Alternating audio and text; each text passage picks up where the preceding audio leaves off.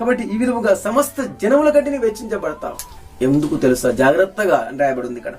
నీ దేవుడైన యెహోవా మాట జాగ్రత్తగా వినాలి, శ్రద్ధగా వినాలి. నీ దేవుడైన యెహోవా మాట ఎలా వినాలి? శ్రద్ధగా. శ్రద్ధగా అంటే రెగ్యులర్గా, శ్రద్ధ కలిగి.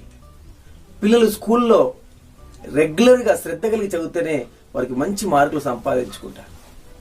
పిల్లలు అలాగనే నీ భౌతిక జీవితం, ఆధ్యాత్మిక జీవితం 100% దీవించబడాలంటే, సమస్త జనుల కంటే హెచ్చించబడాలంటే నీవు శ్రద్ధ కలిగి జీవించాలి, శ్రద్ధ కలిగి భక్తి చేయాలి, శ్రద్ధ కలిగి నీవు ఉద్యోగం చేయాలి, శ్రద్ధ కలిగి నీవు పని చేయాలి. బైబిల్ గ్రంథంలో రాయబడి ఉన్న మాట ఏంటంటే, సామెతల గ్రంథంలో శ్రద్ధ గలవాడు ఐశ్వర్యవంతుడగును, బద్ధకముగా పనిచేవాడు దరిద్రుడగును అని రాయబడి ఉంది.